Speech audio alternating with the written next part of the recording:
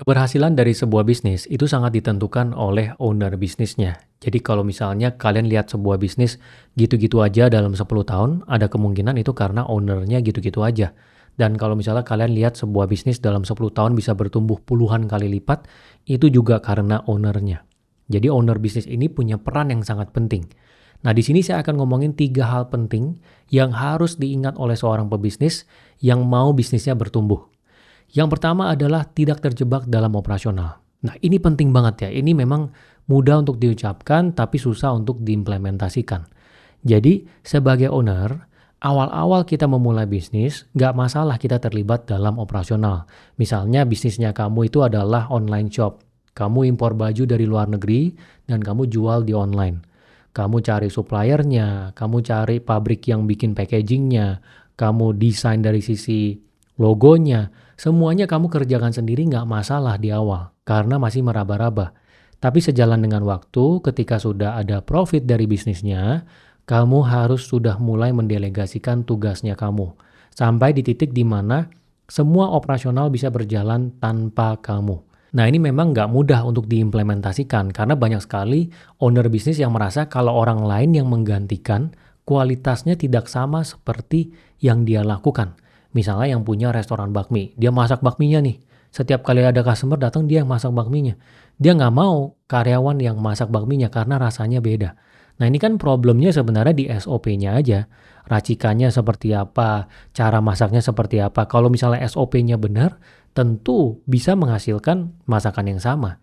Tapi banyak sekali owner yang nggak mau gitu ya, karena merasa ini kalau digantiin pasti beda gitu. Jadi kamu harus mikirin caranya gimana kamu bisa mundur dari operasional dan kamu mikirin hal-hal yang lebih penting di dalam perusahaannya. Dari sisi perekrutan orang, dari sisi koreksi SOP, dari sisi penentuan arah bisnis. Misalnya bisnisnya kamu berkembang dan mau ekspansi, ekspansinya mau seperti apa. Misalnya kamu punya restoran nih, restorannya mau buka cabang kedua. Cabang keduanya mau bukanya secara organik, pakai dana sendiri, atau misalnya mau jual franchise, kemitraan dengan orang lain. Kemudian kalau misalnya milihnya franchise, mekanismenya mau seperti apa? Dan kamu harus luangin waktu untuk mempelajari mekanisme tersebut. Nah, ini kan butuh waktu. Kalau misalnya terlalu terjebak di dalam operasional, maka waktunya nggak optimal untuk hal ini. Makanya kalau kamu perhatiin, owner-owner dari bisnis yang skalanya besar, ya mereka udah nggak lagi di dalam operasional. Mungkin kalau misalnya karyawannya sudah ribuan, itu banyak yang dia nggak kenal secara pribadi. Kadang kalau perusahaan masih kecil, jumlahnya masih 20 orang, 30 orang, kita kan masih bisa kenalin ya, 20-30 orang. Tapi kalau jumlah orangnya sudah sampai 1000, yang dimana misalnya restoran gitu ya, punya 100 cabang, 200 cabang, itu belum tentu ownernya itu kenal sama semuanya. Tapi dia sudah punya sistemnya, yang dimana bisa bikin ini berjalan dengan baik tanpa adanya dia. Dia tinggal menganalisa data-data yang dia sudah set di belakangnya. Kalau misalnya penjualan dari cabang ini menurun, baru dia datengin, oh kenapa bisa menurun? Baru dia ikut analisa. Gitu. Jadi dia tidak terlibat lagi dalam operasional, tapi melihat gambaran besar dari bisnisnya. Dia fokus pada hal-hal yang penting untuk pertumbuhan dari bisnisnya. Nah, di sini saya bukannya bilang untuk buru-buru merekrut orang ya. Kalau misalnya kamu baru mulai bisnis dan buru-buru delegasiin semua, itu juga salah. Karena belum tentu perlu. Di awal sebisa mungkin semuanya kerjakan sendiri dulu. Sampai nanti sudah ada profit, dari profit itu baru alokasikan untuk rekrut orang. Mulai dari posisi-posisi yang penting dulu, yang ngabisin waktu paling banyak ke diri kamu, baru posisi-posisi lainnya. Perlahan sampai kamu bisa lepas operasional sepenuhnya. Jadi bertahap, bukan dari depan langsung rekrut orang sebanyak mungkin untuk delegasikan semua. Ya kecuali kamu sudah pernah berbisnis sebelumnya, sudah tahu cara mainnya di industrinya, dan sudah jelas juga produknya sudah dites, dan kamu sangat yakin orang akan terima gitu ya, orang akan suka dengan produknya, ya boleh mulai dengan langsung merekrut, mendelegasikan semuanya. Kemudian hal penting yang kedua untuk pebisnis adalah selalu mencari cara untuk improvisasi diri. Ini penting banget. Ya jadi seperti yang saya selalu ulang-ulang, besar atau kecilnya sebuah bisnis itu merefleksikan isi kepala dari ownernya. Jadi kalau misalnya kamu sebagai owner bisnis mau bisnis kamu berkembang, ya kamu juga harus selalu mengupgrade kamu punya ilmu di dalam kepala kamu. Dari sisi apa ya ilmu teknis bisnis? Ada banyak ilmu teknis bisnis. Misalnya apa? Cara beriklan. Misalnya kamu ingin iklan. Kan itu ada caranya. Oh ternyata yang baik itu adalah iklan ini kontennya dites dulu secara organik. Kalau misalnya secara organik bagus engagementnya, itu dipakai buat iklan. Pada saat beriklan, dites lagi. Iklannya berbagai macam variasi. Nanti dari yang oke dipilih. Setelah dipilih, nanti dites lagi. Dari sisi misalnya target pasarnya diubah. Dari sisi umur ataupun dari sisi demografinya. Nah, ini kan ada detail-detail yang harus kamu tahu. Kalau misalnya mau dengan efisien gitu, nggak mau buang uang iklan dengan sia-sia. Kalau kamu pengen buang uang iklan yang banyak dengan sia-sia, ya bisa aja belajar sendiri. Ini caranya kayaknya gini nih, caranya gini. Tapi kan sebenarnya udah ada cara baku yang menjadi standar best practice yang bagus yang bisa kamu pelajari dari awal gitu.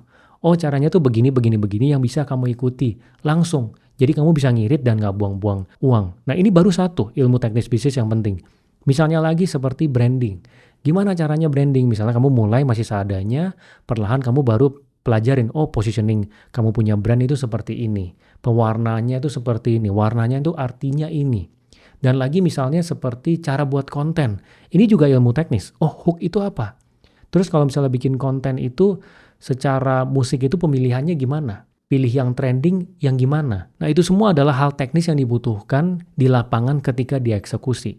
Memang betul, kamu bisa delegasi ke orang, tinggal rekrut aja. Misalnya mau ngiklan, rekrut ad specialist. Pengen bikin konten, rekrut orang yang jadi konten kreatornya. Pengen branding, tinggal rekrut orang yang ngerti branding. Tapi kalau di awal kamu masih meraba, profit bisnis juga belum besar, merekrut itu akan sangat menggerus uangnya kamu. Kalau kamu modalnya besar, profitnya sudah besar ya nggak masalah. Tapi kalau masih di awal-awal, owner harus paham supaya kamu bisa neken cost-nya. Kalau kamu sebagai owner paham, itu akan berguna sekali. Nanti ketika kamu sudah delegasi penuh ke orang lain yang mengerjakan tugasnya di satu bidang spesifik tertentu, paling enggak kamu tahu, oh cara kerja di dalamnya gini nih. Celah-celahnya tuh ini nih. Ini nih yang harus diperhatiin untuk lihat dia performanya bagus atau enggak. Juga penting. Gitu. Jadi intinya kamu harus nambah ilmu dalam kepala kamu supaya bisnis kamu ini bisa ikut bertumbuh. Kemudian hal selanjutnya terkait dengan improvisasi diri adalah berani mencoba tools baru yang ada. Nah, karena di luar banyak tools yang bisa berguna bagi kita sebagai owner bisnis untuk nambahin produktivitas. Contohnya sekarang di era AI udah banyak ya. Misalnya seperti ChatGPT. Setiap hari saya udah pakai ChatGPT. Minimal mungkin 3 jam, 4 jam. Untuk segala hal saya pakai ChatGPT. Dari misalnya brainstorming untuk bikin iklan, dari sisi pemetaan ide untuk bikin konten, kemudian dari strategi bisnis, ide nama bisnis baru, produk baru, website, semuanya saya pakai ChatGPT. Saya pernah ketemu dengan orang yang dia sama sekali belum pakai ChatGPT. Dia bilang, nanti deh kalau misalnya memang gua perlu. Dari saya pribadi, saya merasa orang ini kalau misalnya pakai ChatGPT, dia produktivitasnya pasti jauh lebih efisien. Kemudian AI lain yang misalnya saya pakai di bisnis saya ya, misalnya Midjourney. Ini AI untuk bikin gambar. Jadi kalau misalnya kita ada produk ataupun orang gitu ya, kemudian kita ingin bikin backgroundnya yang lightingnya bagus terhadap objek yang ada, kita bisa pakai Midjourney. Kemudian ada lagi Eleven Labs. Jadi ini AI untuk suara. Jadi untuk mengganti-ganti suara antar bahasa ataupun untuk menjernihkan suara. Jadi kalau misalnya kita ada rekaman di studio, suaranya nggak jernih, ini kita pakai Eleven Labs, kita bisa buat jadi jernih. Nah, bagi kamu yang sedang dalam proses membuat website, ini ada satu tool yang kamu bisa coba juga, namanya Hostinger. Nah, ini dia, di dalamnya ada web builder ya. Kamu bisa bikin website tanpa harus coding. Jadi ini simple banget. Terus dia ada dua pilihan. Pertama, kamu bisa langsung pilih template yang dia udah sediain. Ini pilihannya banyak ya sesuai kebutuhan kamu. Dari e-commerce, fotografi, resume, komunitas, sampai restoran. Pilihan kedua adalah dengan AI. Jadi kamu tulis prompt, website yang kamu mau buat itu kira-kira seperti apa. Nanti AI akan langsung kasih gambaran websitenya buat kamu. Langsung jadi dari yang kamu tulis promptnya. Nah, ketika gambaran website kamu sudah jadi, ini kamu tinggal edit sesuai dengan kebutuhan kamu. Dari sisi teks, gambar, ataupun warna. Jadi ini pakainya simple dan intuitif banget ya. Tinggal drag and drop aja. Misalnya ada kurang bagian, ya tinggal klik tombol plus buat tambah bagian. Atau ada elemen yang kurang, kamu tinggal ke bagian tools dan pilih elemen yang kamu mau tambahkan. Nah, ini dia websitenya, sekalian juga bisa cari dan beli domain langsung ya, jadi all in one. Kalau misalnya kamu tertarik mencoba Hostinger, kamu bisa coba cek link di deskripsi dan gunakan kode kupon Asa Pola Pikir untuk dapetin tambahan diskon 10%. Nah, sekarang kita lanjut ke hal penting ketiga untuk pebisnis, yaitu memikirkan profit dari awal. Nah, ini penting banget. Jadi, bisnis itu bukan buat keren-kerenan doang ya, tapi untuk profit intinya. Ini anak muda suka lupa nih, ketika mereka bisnis, mereka mikirnya ke arah kerennya. Karena kalau misalnya menjadi founder bisnis kan kalau ngomong ke orang keren gitu ya. Oh, gue founder bisnis ini, gue bikin itu. Tapi dia lupa, inti dari bisnis adalah untuk profit, bukan untuk keren-kerenan. Jadi ketika di awal, usahakan untuk tidak mengeluarkan uang untuk hal yang nggak penting.